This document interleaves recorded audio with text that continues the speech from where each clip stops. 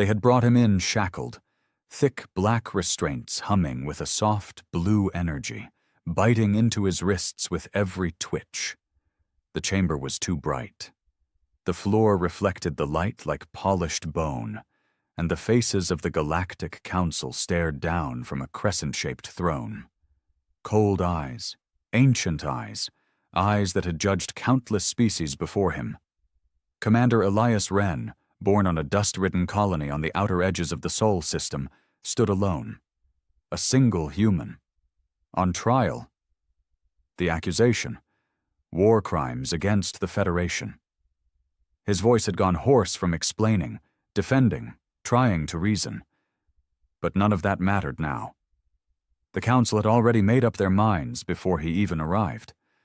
Humanity had always been seen as a mistake, a violent, reckless species that rose too fast and reached too far. Their sudden rise in the galactic charts had rubbed centuries-old empires the wrong way. Now he was to pay for it. The High Arbiter, a towering creature of crystalline limbs and a face like shifting glass, stood and raised a claw. "This tribunal finds you, Elias Wren of Earth, guilty of crimes against galactic harmony," the voice boomed through the chamber, echoing from invisible speakers. "You are hereby sentenced to eternal stasis, to be kept in the void between stars. Your memory will be erased from all records." Elias didn't flinch. He'd already accepted he wasn't walking out alive. But then, it happened. A low hum began to pulse through the chamber. Soft at first, like a heartbeat. Everyone looked around. The energy shields flickered. The shackles snapped open without warning, clanging to the ground. And the artifact, an ancient relic suspended behind the Council, dormant for thousands of years, came to life. Every race in the chamber froze. The artifact was older than their civilization itself. It had judged emperors, chosen leaders, wiped out bloodlines, and it had never once activated for a human. Until now. It hovered forward, a golden orb glowing with inscriptions in every language known to the stars. Symbols shifted across its surface like liquid light. As it stopped before Elias, it let out a single chime that made the bones in everyone's body vibrate. The council guards raised their weapons. "Do not move!" shouted one of the insectoid soldiers, his voice cracking. But the artifact ignored them. Instead, it projected an ancient glyph into the air, a word that translated across all minds present. Bearer of Justice. The silence was deafening. Even the High Arbiter stumbled backward. The artifact floated around Elias in slow circles, as if scanning him. Then, for the first time in its recorded history, it spoke aloud. "Truth stands with this one." Panic rippled through the room. The guards didn't know whether to attack or kneel. Council members began arguing in hushed tones. Some reached for communication devices. Others simply stared at Elias like they were seeing him for the first time. Elias looked down at his hands. The shackles lay broken at his feet, and a faint golden glow traced the veins in his skin. "What the hell is going on?" he muttered. No one answered. The artifact turned once more to the council. "You judged falsely. You betrayed the balance. This one is not the criminal, but the witness." The High Arbiter's voice wavered for the first time. "This is not possible. The records were altered," the artifact interrupted. "He did not destroy the Zaran system. He saved it. From you." Gasps broke out. One of the smaller council members collapsed. Elias blinked. He hadn't told anyone what really happened on Zaran. The truth had been buried under classified reports and corrupted files. No one believed him. No one even cared. Until now. The artifact floated back to him and released a pulse that forced the guards to drop their weapons. It hovered inches from his chest, and the glow in his veins pulsed brighter. "You are chosen," it said. The council will answer for their lies. Elias stepped forward, his voice finally steady. Looks like I'm not the one on trial anymore. For the first time since he entered that blinding, bone-white chamber, Elias Wren felt the weight of fear lift off his shoulders, not because he was safe, but because they were afraid now. The council, the guards, the galaxy's most powerful rulers who had just moments ago condemned him to eternal stasis. Now, they stared at him like he was something ancient and terrifying. The artifact hovered beside him, humming softly like a dormant engine waking from a long sleep. Every few seconds, it would pulse, light rippling outward in slow, concentric waves, brushing against the walls, the ceiling, the trembling knees of the council members. You were warned, the artifact intoned again, this time louder. Judgment is no longer yours to give. The High Arbiter stumbled forward, transparent limbs flickering in confusion. The human, he was the only survivor of Zaran Prime. All evidence pointed to sabotage, mass death. He admitted he planted explosives. I admitted I destroyed a weapons facility to stop an illegal cleansing, Elias snapped, the fury bubbling from years of being silenced, framed, and forgotten. I saved civilians while your shadow operatives were cleansing entire districts in the name of resource stability. You knew the truth and buried it. The artifact turned to the Arbiter and projected an image mid-air, an explosion tearing through a central tower, screams echoing in hundreds of languages. Children, families, human aid workers, all running from drone strikes, all marked as collateral in the Council's cold logs. The chamber fell silent again. Nobody dared speak. Elias stepped forward, closer to the elevated thrones. You declared me guilty based on doctored evidence, because it was easier to blame a human than to admit one of your own ordered genocide. Enough, hissed one of the council members, a slithering lizard-like ambassador from the Dralith Syndicate. His skin shifted to red, a sign of rage in their culture. This artifact is faulty. Human technology may have corrupted it. The artifact's glow flared in response. This is the same species that once worshipped fire, the artifact said. They built gods from the soil and then outgrew them. They waged war, yes, but they also learned to break cycles.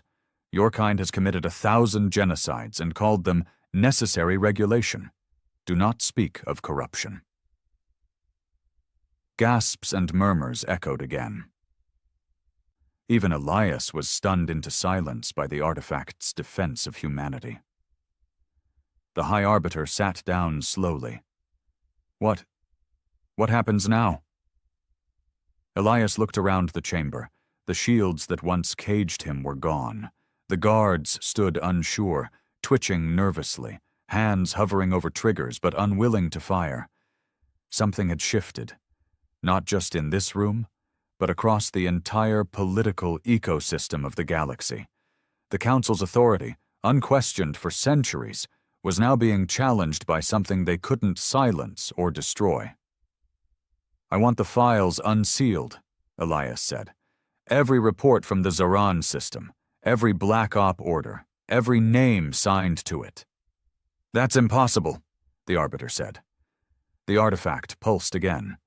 A second projection lit the chamber. Dozens of files, holographic images of council meetings, intercepted communications. Orders signed and sealed by the very members present.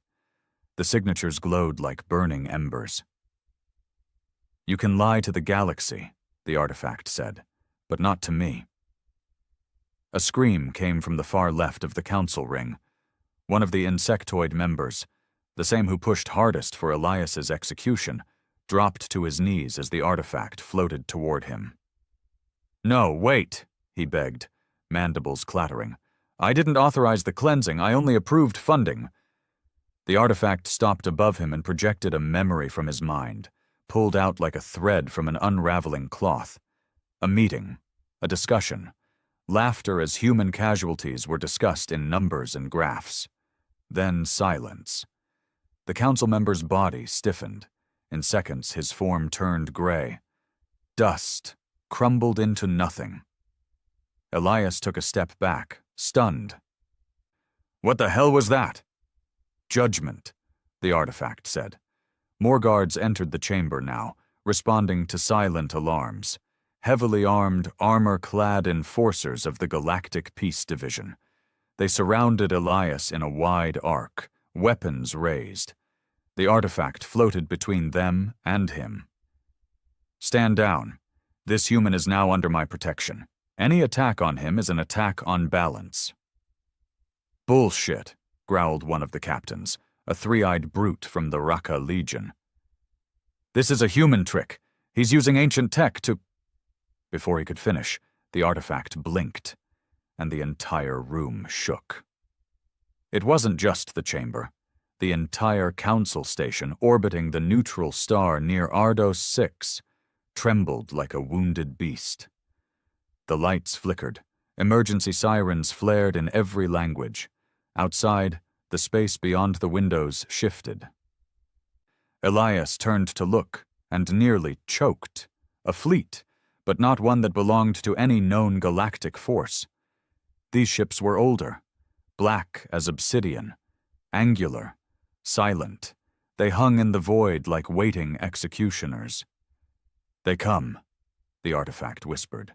"Those who watched, those who you thought long gone." "What are those ships?" Elias whispered. The artifact pulsed again. "The architects, the first witnesses, they built the original code of judgment. They were erased from history by this council." A shockwave of fear rippled through the council. The High Arbiter stood again, panic radiating through its crystalline body. "No. No. They were myths, destroyed in the devouring wars." "You erased them because they questioned you," the artifact said. "Now they return to restore balance." Elias stared at the fleet, his chest tightening. "Are they here for me?" "They are here for justice." The doors to the chamber slammed shut. No one left. No one entered. Elias turned back to the council. "You had a chance to make things right. I spent 3 years rotting in a cell for saving lives. You made me out to be a terrorist to protect your image. I begged for truth, for transparency, and you called me a liar." "You're still just a human," snarled the Dralith ambassador. "A savage pretending to be noble." Elias's fist clenched. "Then let's see what a savage does with the truth." Suddenly, the artifact dimmed. For a moment, everything was still. Then it projected one final symbol into the air. A glowing sigil that appeared in the minds of every being across the galaxy. News streams buzzed. AI feeds lit up. From the minds of Cypher 2 to the crystal gardens of Even Prime. Every species paused as the message echoed in their thoughts. Justice reawakens. Truth will no longer be silenced. And below that, Elias Wren, bearer of justice. The artifact turned to Elias once more. "You are not done. This was merely the first ripple." "Ripple of what?" "A reckoning." Behind them, the doors finally opened again. But this time, the ones who entered weren't soldiers. They were civilians, reporters, diplomats, survivors from Zeran. People who had been silenced, people who had suffered. They marched into the chamber without resistance. The council had no more control.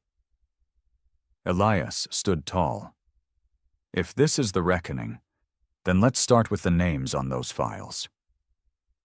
They came in waves, first the journalists, then the diplomats, and finally, the ones Elias hadn't expected. Survivors. Some had burns still healing under their garments, others limped from wounds never fully treated. A woman with no arms bowed her head to Elias as she passed him, whispering a broken thank you. A child walked clutching a device that projected the image of a brother lost in the bombing of Zaran's Sector 9, where Elias had last been seen dragging bodies out of rubble while drone fire rained from above. The council chamber was no longer sacred. The illusion of its divine impartiality had been shattered. Now it was just a room where crimes had been buried beneath white walls and empty words. The artifact floated above the center, its light dimmed but still pulsing like a living thing.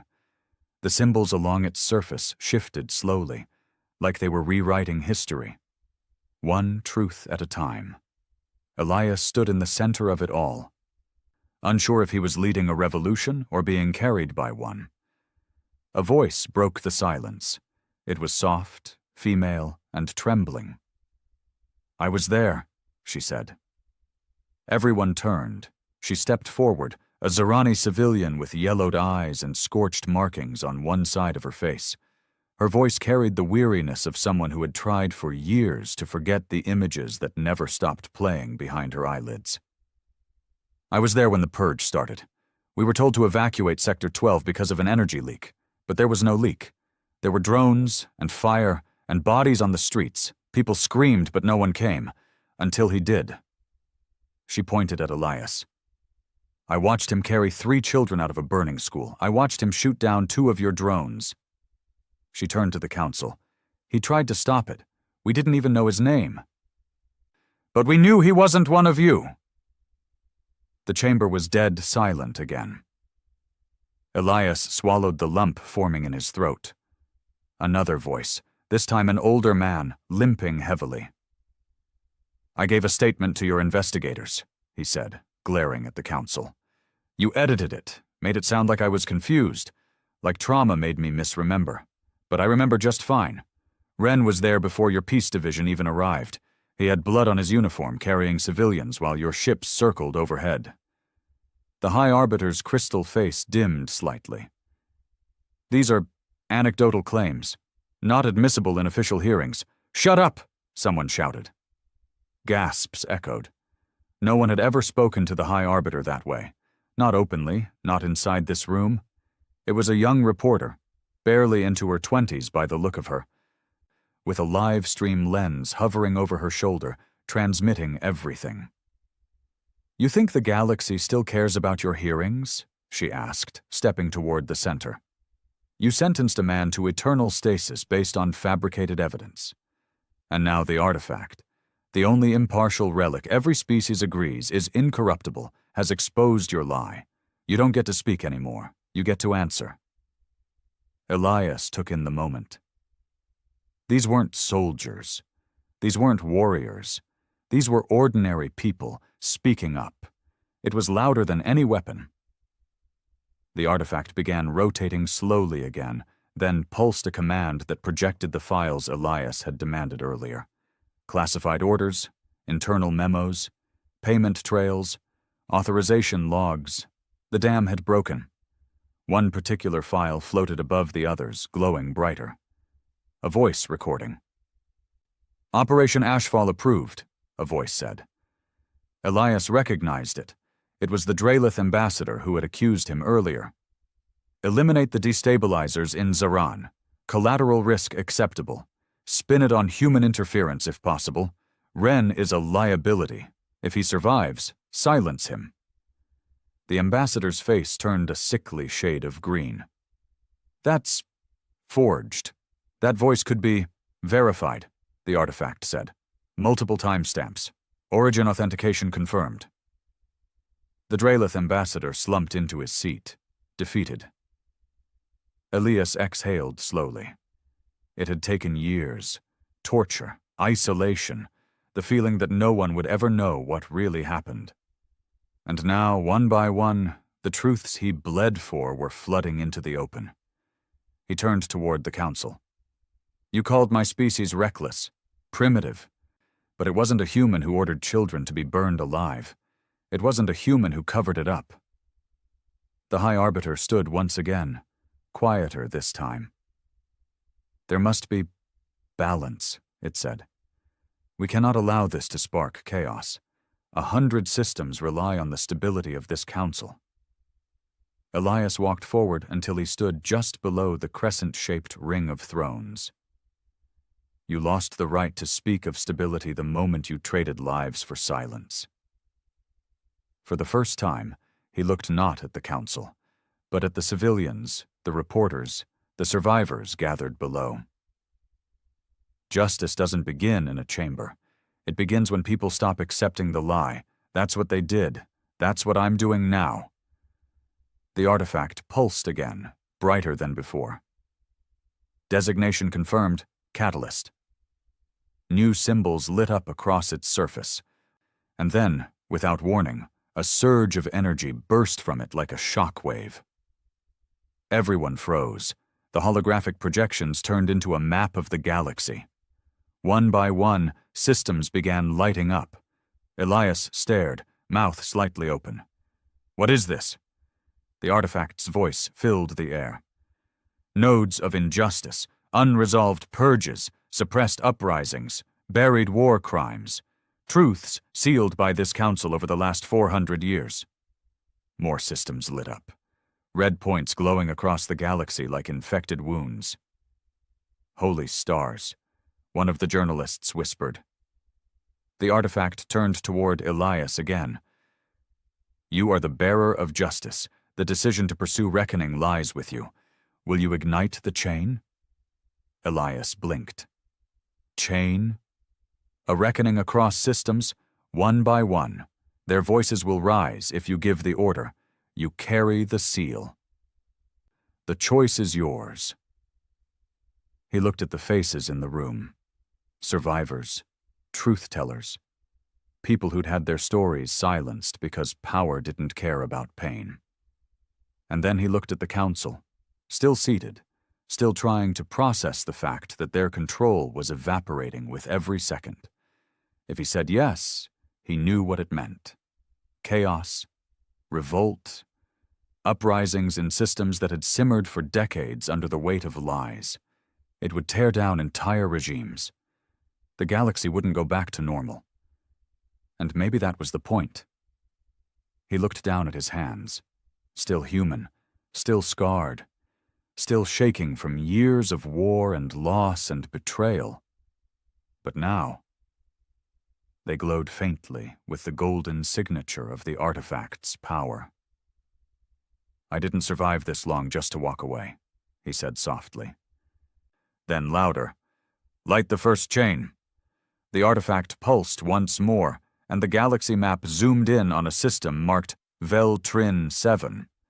A new projection appeared, images of political prisoners, executions masked as public health actions, missing journalists, blacked-out regions of communication. The people of Vel-Trin had been silenced for 30 years, and now their screams were about to become impossible to ignore. The artifact pulsed again, brighter than ever. Across the galaxy, signals flared. News streams lit up. Subspace frequencies buzzed with the voice of the artifact, declaring the rise of the first chain. Elias stepped back, a heavy breath escaping his lips. He felt the shift, the momentum. The tide was turning, and he was no longer a prisoner, no longer a scapegoat. He was a symbol, and that scared him more than anything. The High Arbiter slumped in silence, and one by one, the other council members began to remove their ceremonial insignias. They knew. Their era was ending.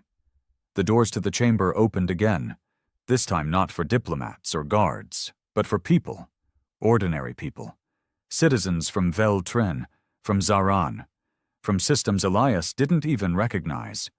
They had heard the call. The bearer of justice had spoken. And they came, not to beg, not to cry, but to take back what had been stolen. They came like a storm held back too long. Vel-Trin 7 lit up first, just as the artifact had shown. Within a day of the chain being triggered, rebel broadcasts began piercing the council's blackouts. Underground networks emerged, organized, furious, armed with truth, and finally with something to fight for.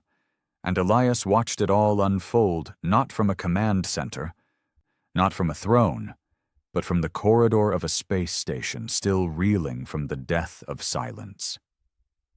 He sat alone, hands clasped between his knees, eyes fixed on a translucent monitor showing fragmented feeds of the uprising. A woman on Veltrin, dressed in ragged robes, stood on the wreckage of a government building with a projection of Elias hovering beside her. "We were told justice was a myth, that the system could not be changed, but look at this face." She pointed at his image. "This man was buried alive by them, and he rose. So will we." Elias leaned back, breath shaky. He never asked to become a symbol. He just wanted to survive, to tell the truth. But the artifact had given his pain a voice louder than warships. "Bearer of justice," came the artifact's smooth voice from behind. "The second chain is ready." Elias turned. The orb floated in the air, inscriptions along its shell glowing in new languages, shifting symbols from hundreds of species. It never rested. It never slept. "I thought we were waiting," Elias said quietly. "Veltrin's barely had a full day. We should see what happens before—" "Injustice waits for no balance," the artifact replied. "Each delay allows another lie to take root. Second chain, Zythian belt." Elias winced. Zythia. He remembered that one. A massive ring-world system that the Council had once declared fully democratic. But everyone knew their elections were run by AIs built and trained off Council data models. Votes that weren't approved disappeared. Dissenters were reclassified as malfunctions. He looked again at the swirling galaxy map. More red pulses were appearing. "Zythia," he murmured. "Do they have leaders?" "3 factions, all corrupt, 1 insurgent cell, waiting for a signal. And they'll act if I trigger the chain?" The artifact floated closer. "They already are. They just need a name to rally under." Elias stood, the weight in his chest building again. He wasn't leading armies. He was lighting matches, and yet he felt like he was holding a galaxy full of dynamite. The door behind him opened with a hiss. It was Commander Tari Solon, former Peace Division turned whistleblower, now acting as Elias's reluctant advisor. A towering woman with pale skin veined with silver and one mechanical eye that always made her seem half a second ahead of everyone else. "Council just issued a formal denouncement," she said, tossing a holopad onto the bench beside him. "Called you a rogue terrorist backed by alien tech. Said the artifact's malfunctioning." Elias gave a humorless smirk. "Let me guess. They're still using my face to scare people into obedience?" "Exactly. Except now it's backfiring." She tapped her wrist, and a new feed projected above them. It showed a children's protest on Draven Station. Kids, barely 12, holding signs drawn with markers on recycled metal sheets. "Truth has a name, Elias Wren." "Draven used to be a Peace Division stronghold," Solon added. "Now even the kids want you to burn the system down." Elias exhaled hard. "I don't want to be a messiah. I just want the truth to matter again." Solon's mechanical eye whirred softly. "Then keep doing what you're doing. Truth's never had teeth this sharp before." The artifact pulsed again. "Shall I activate Zythia?" Elias nodded slowly. "Do it." Within moments, new chains lit up on the map.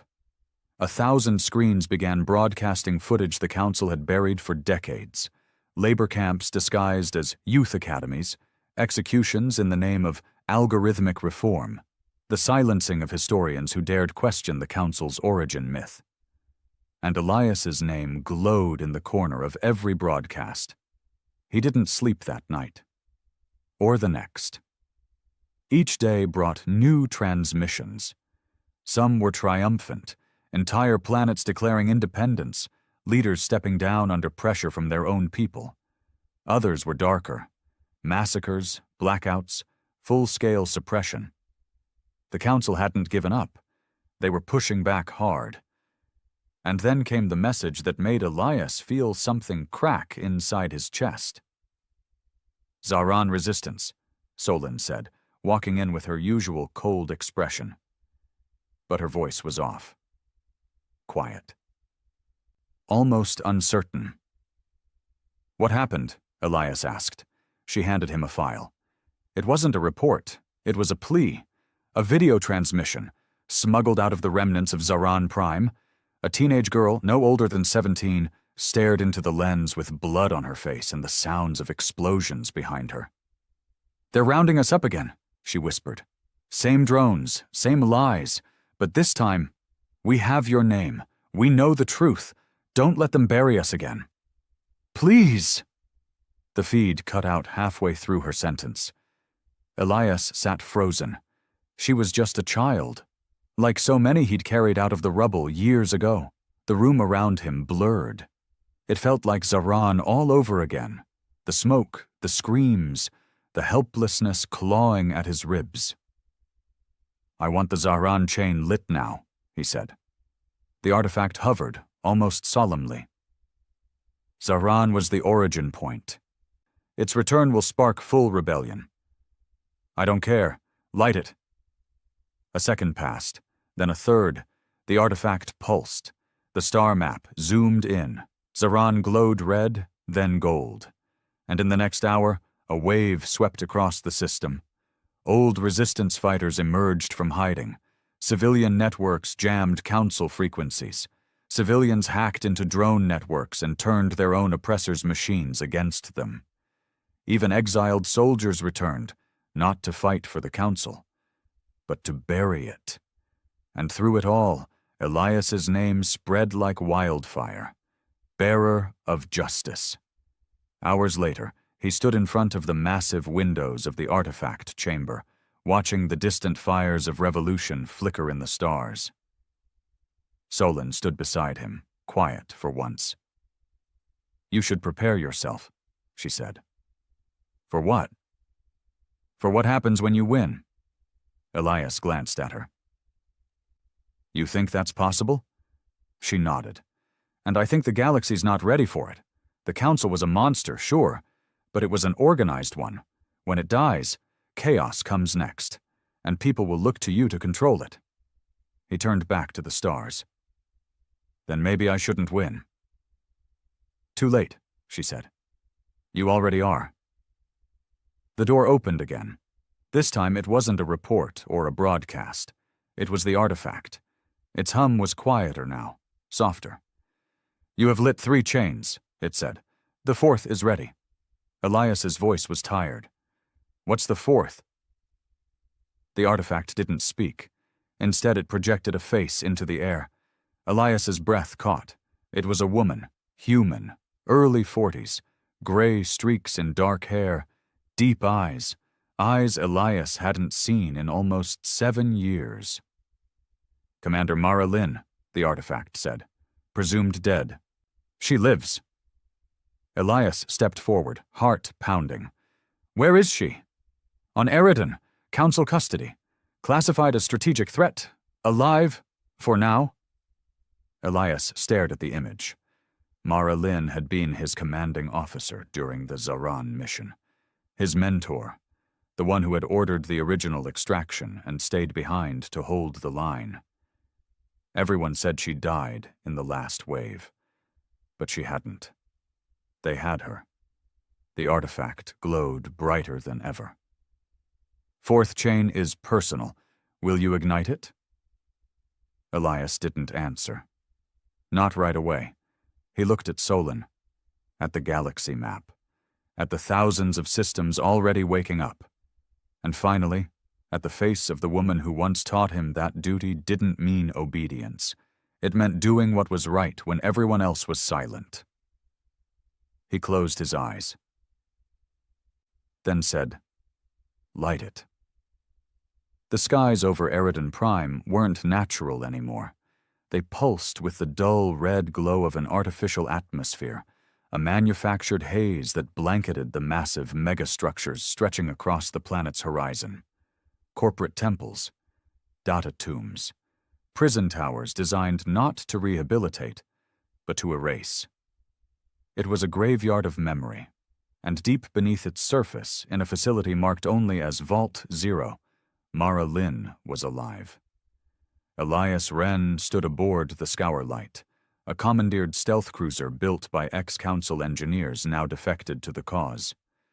It drifted silently above Eridan's upper stratosphere, cloaked by experimental tech stolen during the Zethian chain revolt. He stared at the live feed on the holoscreen, the blinking red beacon that marked Vault Zero's location. She was really there. Mara Lynn confirmed. "Cell block G2, said the artifact, floating beside him in the command deck.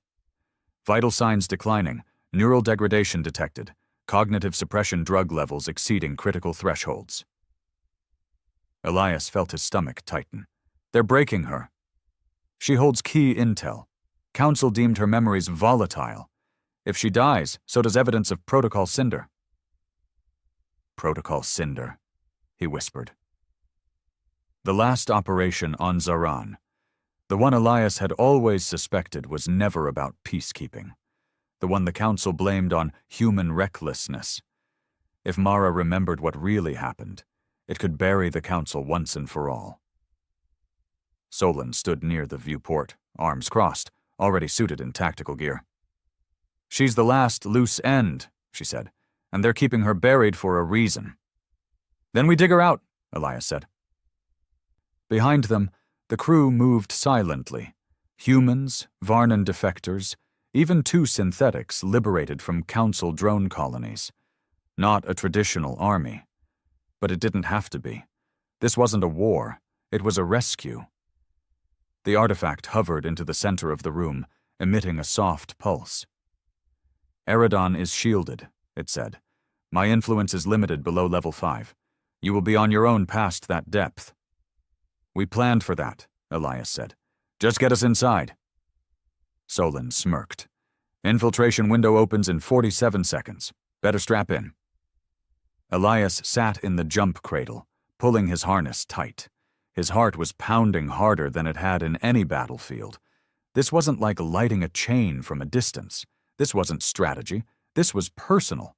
He was going down there for her, the one who stayed behind when everyone else ran, the one who told him when everything else collapsed. "If they ever take me, don't come for revenge. Come for the truth." He didn't know what he'd find in Vault 0, if she even remembered him. But none of that mattered now. The lights dimmed. The cloaking field adjusted. And then the scour light dropped them. They hit the atmosphere like a ghost. Silent, fast, invisible. The insertion pod carrying Elias and Solon sliced through the red haze without leaving a trace. Automated sensors blinked past them, blind to the craft's hacked transponder. They landed hard, deep in the industrial outskirts of Zone 6, a maintenance sector close to the underrails that led straight to the prison complex. Elias shoved the hatch open, the metallic air of Eridan stinging his nose. Chemical. Processed. Lifeless. The underrails stretched like black veins under the city. He turned to Solon, who was already activating the scrambler unit on her wrist. "You sure your contact gave the right codes?" Solon grinned. "He owed me a favor. I saved his daughter from a council extraction back on Veltrin. People are paying their debts these days." They moved quickly through the darkness, down rail tunnels, past abandoned worker bays, dodging drone patrols. The artifact remained linked to Elias's neural implant, its voice soft in his mind. "Security net will detect you in 8 minutes. Move fast." They found the elevator shaft leading to the lower tiers of Vault 0. Elias stared up the long column of silence, then looked down into the black below. "I hate these parts," he muttered. Solon grinned. "I don't mind 'em. Reminds me of my soul." They descended on zip lines, silent and fast. Elias's muscles burned by the time they landed on the grated platform of level 5. Ahead was the checkpoint, the last one before the facility's black core. 2 guards, 1 drone, standard issue, too slow. Solon stepped forward with the elegance of a predator and took down both guards before either had time to scream. Elias neutralized the drone with a pulse round to the sensor node. They moved. Vault Zero's corridors were narrow, metallic, and deliberately dehumanizing. The walls were reflective and distorted, warping your face as you passed, like you were already fading. Elias's pulse hammered in his throat as they reached the access console. "I'll breach the system," Solon said, tapping rapidly on the cracked keys. "Find her cell. Get the suppression field down." Elias stood guard, his rifle aimed down the hall. Then, over his comlink, her name. "Mara Lynn, Cell G2, down corridor, left sector, code green confirmed." Elias ran. The hallway felt endless. He passed door after door, each labeled with numbers, each echoing with silence. Then he saw it. G2. The door was sealed with 3 locks. Each was biometric. "Artifact," he whispered. A pulse lit up in his head. One by one the locks snapped open. The door hissed. Elias stepped inside. And there she was. Mara Lynn, bound to a reclined chair, IV lines in her arms, her face pale and sunken but alive. Her hair was streaked gray, her eyes barely open, lips cracked. But when she saw him, she blinked, and then a whisper. "Ren?" His throat locked up. "Yeah," he said. "Yeah, it's me." Her lips trembled. "Took you long enough?"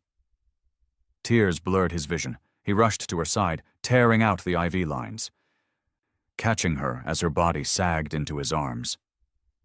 "You're okay," he said. "You're okay now. I've got you." She coughed. "Still dramatic, huh?" Elias laughed through the tightness in his chest. "Shut up." "Did they—" Her voice cracked. "Did they find the reports? About Protocol Cinder?" "Not yet. But you will tell them." Her eyes closed again, and for a second, he thought she slipped away. But then she whispered, "Then they're really done." He helped her to her feet, wrapping her arm over his shoulder. Solon's voice came through the comms. "Security breach detected. You've got 6 minutes. Multiple hostiles inbound." They ran. The escape was chaos. Drones dropped from the ceiling. Sirens screamed. Artificial gas hissed into the corridors, and the building trembled as internal lockdown systems kicked in. Solon cleared a path, covering them with sniper bursts and concussive grenades. Elias held Mara tight, half carrying her down twisting corridors as the artifact shouted through his mind, "Left turn, stairwell, emergency shaft, move, bearer." They reached the final lift shaft. Solon dove in first, blasting the magnetic lock. Elias followed. Mara slumped against him, barely conscious. As they rose through the shaft, bullets pinged off the metal below. Then, sunlight. Not real sunlight, but the filtered, red-stained glow of Eridan's skies. They breached the surface. The scour light uncloaked above them, lowering cables. The crew grabbed them mid-air and pulled them aboard. Elias collapsed to the floor, still holding Mara. She was breathing. She was alive. The artifact pulsed in the ship's core chamber. "Fourth chain complete," it said. Elias leaned back, eyes closed, arms still wrapped around his former commander. And he smiled. Because this wasn't just a rescue. It was proof. She had the memory, the knowledge, the name of the architect behind the Zaran purges. And with that name, the entire council would fall. The scour light drifted in orbit above Eridan, silent and cloaked, its hull still warm from the friction of the extraction. Inside, Elias sat beside Mara Lynn's medical pod, his fingers resting against the glass as she lay unconscious, healing slowly under the ship's care systems. Tubes ran from her arms, and soft green lights blinked above her like slow heartbeats. He hadn't left her side in hours. She had slipped into a coma shortly after they'd gotten her aboard, her body collapsing under the trauma, the drugs, and 7 years of torture. But her brain was still active. Still full of data the Council had tried so hard to erase. And now, thanks to the artifact, it was being retrieved. Behind him, a soft hum grew louder, the familiar buzz of the artifact's arrival. The golden orb floated into the medbay, glowing with deep indigo threads across its surface, meaning it was processing higher memory data. "She carries the record," the artifact said softly. "Her mind is fragmented but intact." Elias didn't turn. "Can you restore it?" "In time." "What about Protocol Cinder?" "She remembers its origin, its architect, its execution." Elias stood and faced the artifact. "Then tell me, who ordered it?" There was a pause. Then, slowly, a single name appeared in the air, written in ancient glyphs and modern script alike. Kalen Vor. Elias's eyes widened. He knew that name. Everyone in the military did. Kalen Vor had once been the director of Council Peace Operations, retired quietly 6 years ago, officially honored, quietly vanished. "Impossible," Elias whispered. "Vor was just an administrator. He was the one who ended the Zahran occupation. He testified against continuing military action." "False legacy," the artifact said. "He engineered Protocol Cinder from inception to cover up. Zahran was a live test." Elias felt like something cold had slipped into his chest. Vor was untouchable, shielded by the myth of moderation.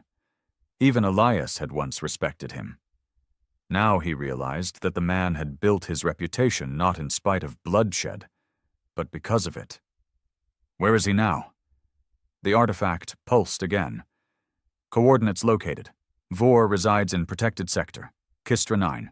False identity. Enforced by ex-Council private security under the Aegis Protocol." "Kistra?"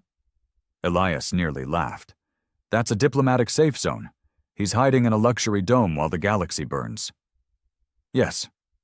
Elias turned away, rage beginning to pulse in his jaw. He clenched his fists. All the uprisings, all the protests, all the chains he'd lit, and the one responsible had been sipping fine syntha wine behind a security wall the entire time. He was the eye of the storm. Solon entered the medbay, already armored, eyes sharp. "You saw it?" Elias nodded. "Then we move," she said. "No, not yet." Her brow twitched. "What?" He looked at her. "We don't just kill Vor. We expose him completely, not just to rebels, to everyone." Solon crossed her arms. "You think a man like Vor hasn't planned for that? He's already scrubbed clean. His records are curated. His legacy bulletproof. You'll need more than Mara's word." "I'll have it," Elias said. The artifact extracted more than her memories.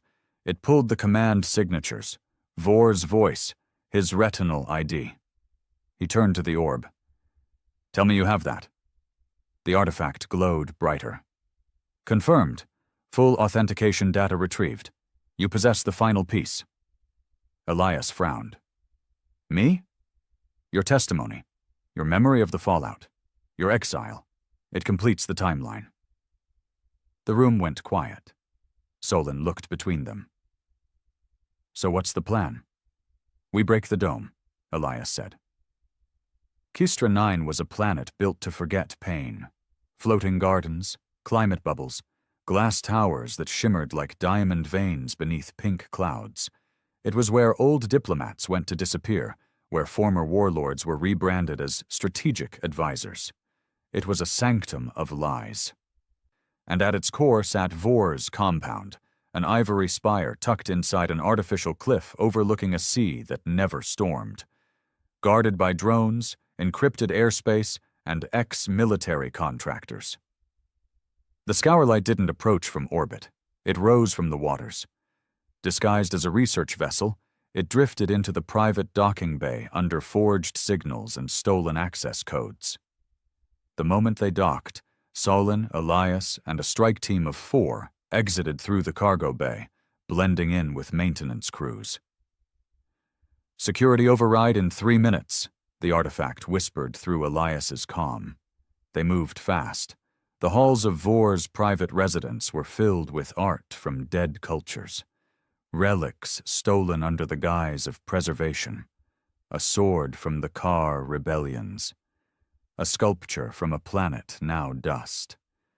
It all made Elias sick. They passed the final checkpoint, disabled quietly by the artifact, and entered the core vault. Vor was there, alive, smiling, holding a glass of red. "I expected you sooner," he said. Elias raised his weapon. "Don't." Vor didn't flinch. "You think I'm afraid to die? I think you should be afraid of truth." Vor chuckled and stepped closer. "You're already a symbol, Ren. Why not stay that way? If you kill me, they'll make me a martyr for peace, a fallen diplomat slain by a violent revolutionary. That's how these things work. I'm not here to kill you." That made Vor pause. "No?" he asked, genuinely surprised. Elias stepped forward and dropped a small black sphere onto the floor. A recording device, then another, and another. Within seconds, the room was surrounded by dozens of floating drones, transmitting to every system touched by the artifact. Across rebel networks, civilian channels, even council-controlled media feeds that couldn't stop the override. Elias stared Vor in the eyes. "You're going to confess," he said, "to everything." Vor sneered. "You think I'll just give it to you?" "I don't need you to give it. I just need you to speak long enough for the artifact to match your voice print to the Cinder orders. And you will speak." Vor stepped back, lips curling. "You don't know what you're doing." Elias stepped closer. "No, I know exactly what I'm doing. I'm tearing out the lie you built from the inside." Vor raised his voice. "You think your truth changes anything? The galaxy needs order. Someone has to choose who lives and who dies. You think letting every species decide their fate ends well? They'll eat each other alive." Elias smiled sadly. "Then let them. At least it'll be real." The artifact hovered forward, and with a blinding pulse, it activated. Vor's face froze. He couldn't move, couldn't speak. But his memories, those began projecting around the room. Zaran, Cinder, the meetings, the orders, his voice, his face, his signature on the purge, his smirk during the first field test. "Send Ren's team into Sector 9. Let the drones malfunction. We'll frame him afterward. The people will believe anything once they're afraid." The images streamed live across the galaxy. The truth, bare and ugly, could no longer be denied. Vor tried to speak, but the artifact held him still. Then Elias leaned close. "You buried me," he said. "But you forgot one thing." He stood back. "I wasn't the only one with a shovel." The transmission hit the galaxy like a seismic wave. Across the inner systems, from the neon towers of Jorvan Spire to the frozen slave colonies on Methral's moons, Kalen Vor's face lit up every screen. His voice echoed in thousands of languages, altered through automatic translation feeds as the artifact broadcast his confession in full. "I authorized Protocol Cinder. The Zaran system was chosen for population pressure. Control needed to be re-established. Elias Ren's unit was considered expendable. The death toll was regrettable, but necessary." It wasn't edited. It wasn't dramatized. It was raw mechanical playback, cold truth with no room for denial. Some tried. Council loyalists screamed falsification. Old regimes tried to jam the signal. But the artifact's reach now spanned millions of nodes, carried on data particles that wormed through firewalls like divine code. And within 6 hours, 11 systems declared total secession from Council rule. By the next day, 16 more joined. On New Savros, citizens tore down a monument dedicated to peacekeeper unity and erected in its place a crude sculpture, a broken council seal, beneath which someone had carved Elias's name in 8 different languages. But not all responses were celebration. In the Duratha Trinary colonies, riots broke out between anti-council factions and old loyalists. Whole cities were engulfed in urban warfare, neighbor fighting neighbor. In Zarthos III, former Peace Division generals declared a new regime in direct opposition to the Justice Rebellion, claiming the galaxy was falling into chaos under Elias's name. And on Kistra IX, as the artifact's transmission ended and Vor's body was carried away by rebel enforcers, Elias stood in the silence of the now exposed compound, watching through the glass as his name once again became more than just a name. It was fuel, for hope, for rage, for vengeance. Solon entered the chamber, still dressed in black tactical gear, her face unreadable as ever. "It's done," she said. Elias didn't respond. "He's finished," she added. "His whole legacy, gone." He nodded once. But his chest didn't fill with relief. Just a heavier kind of silence. The kind that comes after the first wave of victory, when you realize there's another behind it, and another still. And each one carries a cost. The artifact hovered beside them, glowing dimly now. 562 sub-factions have declared open insurrection, it said. Council communications are collapsing. Regional militaries have split into 4 major alignments. Solon turned to Elias. "It's happening. Everything we hoped for. You cracked the spine." Elias stared at his reflection in the glass. "Then why doesn't it feel like we've won?" They returned to the scour light in silence. Mara Lynn was awake now. Barely. The medbay was quiet but alive, machines humming, fluid IVs pumping through her weakened body. She looked older, thinner and harder, but her mind was sharp, sharper than it had ever been. Elias sat beside her, hand on hers. "You did it," she rasped. "Not alone," he said. She blinked slowly. "Vor's gone?" He nodded. Every lie stripped bare, across the galaxy. She coughed, a grim smile on her lips. "Good." Then her expression darkened. "But you know it's not over, right?" "I know. Because they don't just die when the truth comes out. They scatter, regroup, rebrand. Every system you free will get hungry for power again. Every leader you inspire will start thinking they deserve more. This fight doesn't end with the truth. It begins with it." Elias closed his eyes. "You think I haven't felt that already?" She squeezed his hand. "Then remember it, because they're not afraid of you anymore. They're afraid of what you've made possible." He nodded again, barely whispering. "I didn't want to become this." "I know." Her voice softened. "But the galaxy needed someone who did." 3 days passed. 3 days of chaos. Council planets burned. Supply lines collapsed. Entire economies imploded as system governors abandoned old alliances and tried to build their own. The artifact remained strangely quiet during those days, hovering in its chamber, dimmer than usual, pulsing with subdued energy. Some speculated it was calculating. Others believed it was waiting. Watching. Elias used the time to meet the newly forming coalition leaders, factions rising from the ashes of rebellion. Some were just, some were hungry. Many saw Elias not as a man, but as a symbol, a thing to point at when they needed obedience. He began to understand what Mara meant. Then came the message that shattered what little stability they had left. The Scourlight's comms officer, an ex-council broadcast interceptor, burst onto the bridge with panic in his eyes. "New transmission," he said. "Encrypted. Off-grid source. It's not ours." The holoscreen flickered, and then a familiar face appeared. Kalen Vor, alive, stripped of his grandeur, blood staining the corner of his mouth, bruises on his temple, but alive. "Elias Wren," he coughed. "I know you're watching. I don't have long." The background was dim, likely a prison cell or off-world transport. "But before they kill me, you should hear this. You didn't stop the council. You just broke the glass. What's coming now is worse."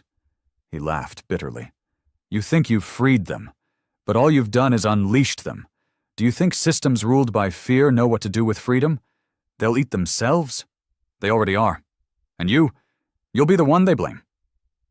The screen glitched, but his voice kept playing, repeating. "You'll be the one they blame." Elias stared at the screen. Frozen. Mara was right. So was Vor. This wasn't over. This wasn't even justice anymore. This was a collapse. And now the galaxy expected Elias to hold it all together with a name and a legacy he never asked for. That night, Elias stood alone in the artifact chamber. The orb floated before him, pulsing low and slow, as if mourning. "Did I do the right thing?" he asked. The artifact did not answer immediately. Instead, it projected a sequence of images into the air. Dozens of faces. Children laughing in the streets of Zaran, civilians voting in Zethea. The elderly woman from Vel Trin, hugging her granddaughter after the last drone was shut down. Then it showed images from elsewhere. Bodies in the streets of Duratha. Warlords declaring new empires. A planet, the name blurred by the chaos, falling under a new tyranny. Its banner showing Elias's face beside the word purity. He stepped back, shaken. What is this?" The artifact's voice was soft. "Reckoning does not choose sides. It reveals. What comes after depends not on justice, but on power." Elias shook his head. "Then what was all this for?" "For truth," the artifact replied. "But truth is not peace. Truth is fire." Elias dropped into a chair, exhausted beyond words. "Then give me one answer. Ask. Do I keep going, or stop now? Walk away before I burn it all down?" The artifact hovered closer, its light warm. "That is not my question to answer." Elias closed his eyes, and for the first time in weeks he was silent. Elsewhere, in the outer rings of Noraline space, a signal pulsed quietly through a dormant relay. A council failsafe. Long forgotten. The message was brief. "Artifact compromised. Justice protocol breached. Commence phase Omega." In the dark, something ancient stirred, something not from this galaxy. And it was watching Elias Wren, waiting for the bearer of justice to finish what he started, or to fall before he could. The signal echoed through the void for exactly 19 seconds. It bounced from dead satellites to dormant black box arrays hidden across the old council's deep space infrastructure. Beacons that were never listed in the official schematics. Long range, off-galaxy, buried beneath protocols so ancient that not even the artifact recognized them immediately. When the last repeater node blinked out, a reply came. Not in words, not even in a language, but in a sound, low, rhythmic, pulsating through frequencies no known species used anymore. And then, silence. But the scourlight trembled. Elias Wren stood on the observation deck as the stars outside flickered unnaturally. It wasn't visual, it was felt, like something was folding space just beyond what the eye could see. The artifact floated beside him, glowing a color it had never shown before, charcoal gray shot with veins of deep blue. Alarm. "Something's coming, isn't it?" Elias asked. The artifact pulsed once. "Yes." "What is it?" The voice came after a long pause. "The ones who wrote the first judgments." Elias turned, tense. "You mean the architects? I thought they were wiped out millennia ago." The artifact hovered slowly, as if cautious. "No, the architects were only messengers. What comes now is older, beyond counsel, beyond rebellion. They once created the scales by which justice was measured, and they have awakened. He blinked. Because of me? Because of what the galaxy did in your name. Outside, several stars blinked and didn't come back. In the heart of the scour light, Marilyn watched the ship's interface glitch, symbols appearing across data feeds she'd never seen before, bypassing every security layer. "These aren't ours," she whispered. Solon stood behind her, reading the screen. "What do they mean?" The symbols shifted, melted into recognizable glyphs. Judgment incomplete. Cycle unstable. Bearer must stand trial. Solon's eyes narrowed. "Trial? After everything?" Mara leaned closer, voice trembling. "Not just his trial. Ours." The artifact called for Elias alone. He stood in the chamber again. Just him, the ancient orb, and the truth he no longer controlled. "They're coming here," Elias said. The artifact pulsed slowly. "They have already arrived. Outside your space, watching, listening. What do they want?" "To determine if justice was truly served." Elias swallowed hard. "Then give them the recordings. Let them see Vor's confession. Let them see the chains, the systems we freed." "They have," the artifact said. "That is not what they seek." "Then what?" "You." A projection lit the chamber. Not a star map, but a spiraling display of cause and consequence. One decision branching into thousands. One truth leading to chaos, to rebellion, to executions, to new tyrants rising where old ones fell. And at the center of it all, Elias Wren. "You did not simply reveal the truth," the artifact said. "You ignited it. You became the fulcrum upon which power shifted. You broke the wheel. And now everything's falling apart," Elias finished. He turned away, fists clenched. "They're going to kill me, aren't they? These first judges, or whatever they are. They want to erase me." "No," said the artifact. "They want to see you." The walls darkened. Light bent, and suddenly Elias was not on the scour light anymore. He stood in a white expanse. No walls, no ceiling, no ground, just space and light, stretching forever. Before him, 3 figures emerged, not solid, but silhouettes of shifting energy. Each radiated silence like gravity. One burned like a dying star. One shimmered like glass under pressure. The last one was completely dark, pulsing with unreadable motion. Elias couldn't speak. He didn't need to. They were already inside his thoughts. "You declared justice in our name," one of them said, their voice echoing like a memory. "But truth without wisdom breeds suffering," said another.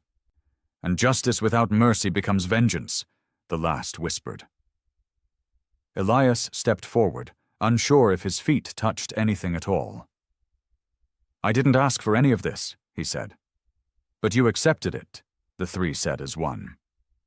"You don't understand," Elias said. "The galaxy was drowning in silence. People were begging for something, anything that felt real. I lit the first match, and yes, things broke. But they had to break. The council was never going to step down. The lies ran too deep." The Dark One stepped forward, its presence colder than vacuum. "And now warlords rise in your image. Cities burn under your face. Children fight over what your justice means." Elias hesitated. "Then what was I supposed to do? Let them keep killing? Let Vor become a god while Zaran's ashes cooled?" "You were supposed to carry truth, not become its weapon." Those words hit harder than a bullet. Elias stumbled back. I just wanted people to be free." The starlit figure stepped closer, warmer now. "Then make them free." The darkness faded, the light dimmed, and Elias was back aboard the scour light, gasping like someone who'd been underwater too long. Solon caught him as he nearly fell. "What the hell happened?" she asked. "They judged me." "And?" He looked up, dazed. "They're giving me a choice." It came down to this. The artifact hovered in the center of the war table, around which Elias, Solon, Mara, and the rebellion's senior leaders stood.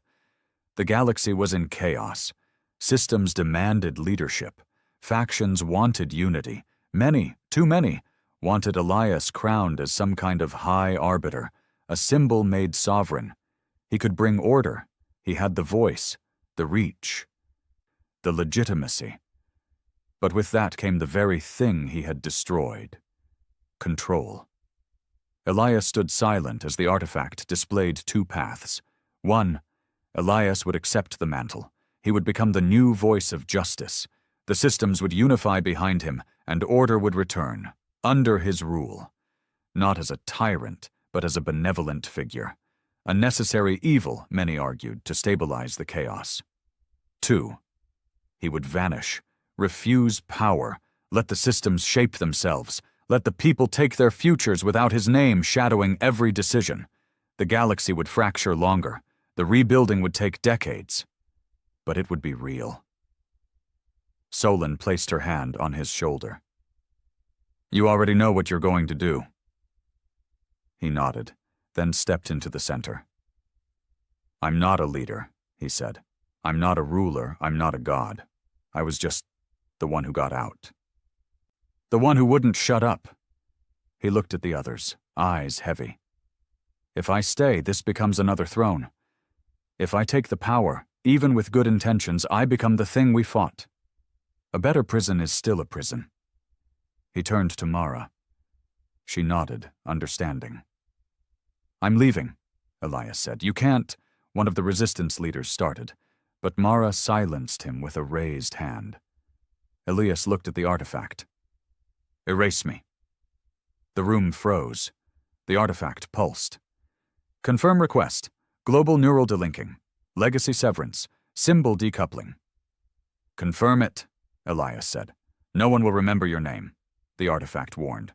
"Not fully, not clearly. You will become myth." "Good," he said. "That's all I ever was." The Scourlight left orbit 2 days later. No one knew where Elias went. Some said he vanished into deep space. Some believed he was taken by the first judges.